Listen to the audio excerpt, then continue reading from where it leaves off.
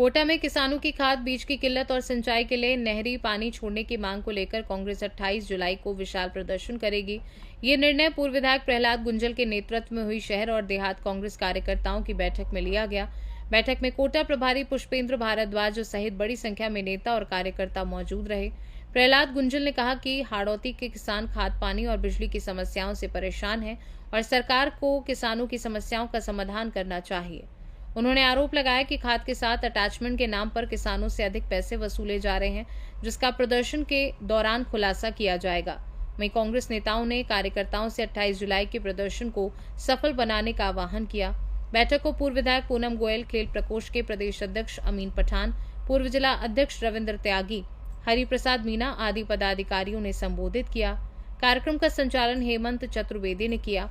बैठक में जिला उपाध्यक्ष बलविंदर सिंह बिल्लू, मंजू चौधरी, विपिन बरथुनिया सहित शहर व देहात जिला कांग्रेस कमेटी के पदाधिकारी व कार्यकर्ता उपस्थित रहे। तारीख तय करेंगे, टेंटेटिव है अभी सबके साथ चर्चा करके तय करेंगे। किन किन मुद्दों को लेके ये बैठक आज हो रही है? मुद्दे साफ है, सारी हाड़ौती परेशान है। यहाँ का अन्नदाता खेत की मेड़ पे बैठा बैठा रो रहा है। उसने इस सरकार से उम्मीद करके धान की फसल बो दी और यहाँ के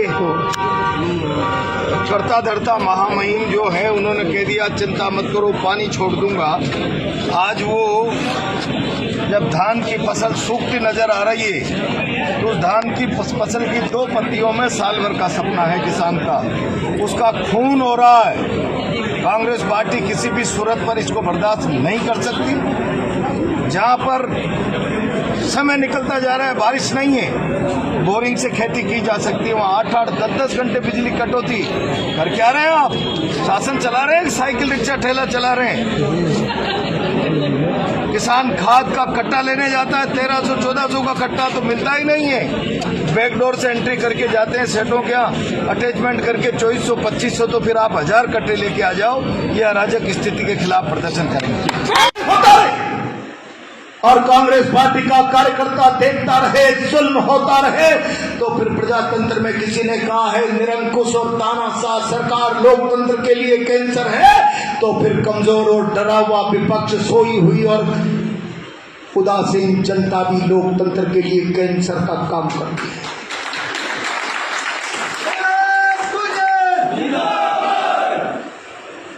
आज मैं हिंदुस्तान की जनता को उदासीन और सोई हुई नहीं कर सकता।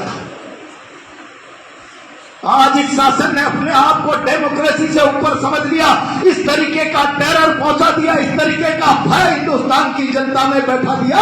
कोई अगर बोलेगा, मुंह खोलेगा इस राज के खिलाफ, तो उसके खिलाफ इतनी बड़ी शक्ति की जाएगी कि रोजी रोटी से बेदखल कर दिया जाए।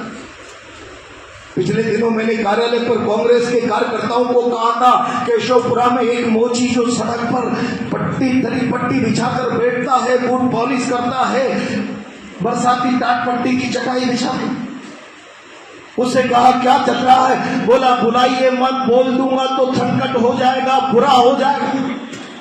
तब किसी समझदार ने कहा तू केवल चटाई पर बैठा हुआ है, बूट पॉलिश करता है, जूते काटने का काम करता है, तेरे जैसे गरीब का बोलने पर क्या बुरा हो जाएगा? कौन सा तेरे जीएसटी का, इनकम टैक्स का छापा आ जाएगा? कौन तेरे ईडी सीबीआई आ जाएगी? बोला मेरे न जीएसटी आ सकती, न इनकम टैक्स आ सकता, न ईडी आ सकती, न सीबीआई आ सकती। अगर मैंने कुछ बोला और कई कार्यालय खबर चल गई, मोची कुछ बैठा सही बातें कर रहा था, तो केडी आएगी और झटकार कर मेरी धरी पट्टी उठा के ले जाएगी और मेरे सामान को नाली में डाल जाएगी। मैं शाम को मेरे बच्चों को क्या खिलाऊंगा? मैं अगर बूट पॉलिश करके जूते काट कर 100-200 रुपए कमा लेता हूँ, तो शाम को मेरा चूल्हा जल जाता है। अगर मैं भूल गया तो यहाँ इस शहर में ऐसा आतंक है, शाम को मेरा चूल्हा नहीं जलेगा, मेरे बच्चों के पेट में भूख क्या जलेगी, भूख क्या जलेगी। क्या ये काबिले बर्दाश्त है? और काबिले बर्दाश्त नहीं है तो उठाओ। क्या होगा क्या नहीं होगा भविष्य के घर में है। राजस्थान की जनता ने हमको विरोध का मैंडेट दिया है कि शासन तानाशाह हो जाए, तो जनता को साथ लेकर हम उस तानाशाह शासन की नींद तोड़े, उसकी कानों का पर्दाफाश करें, उसके अहंकारी राउंड का दम्भ तोड़े। क्या इसके लिए कांग्रेस पार्टी को अपना प्रजातांत्रिक फर्ज अदा करने के लिए तैयार नहीं रहना चाहिए? क्या ये हमारा लोकतांत्रिक धर्म नहीं है? जनता पिसती रहे, सरकार अत्याचार करती रहे, जनता में भय बैठा करके लोगों के मुंह पर ताला लगाकर सरेआम संविधान की ध्वजा उड़ती रहे। तमाम प्रकार की संस्थाएं सरकार को संरक्षित करने के लिए, संवैधानिक संस्थाएं संरक्षण का कार्ड का काम करती रहे, सरकार को बचाने बनाने के लिए सारी की सारी संवैधानिक संस्थाएं सड़क पर आ जाए, सारा स्तर छोड़कर सारी परंपरा मर्यादा कानून संविधान की ध्वजा उड़ाकर, क्या इलेक्शन कमीशन, क्या पुलिस, क्या प्रशासन जैसे सरकारी नौकर नहीं भारतीय जनता पार्टी के कार्यालय के नौकर हो गए? संविधान की शपथ नहीं ली हो, कमल के प्रति अपनी आस्था का प्रकटीकरण करके शासन की नौकरी की सीढ़ियों पर पायदानों पर चढ़े हो?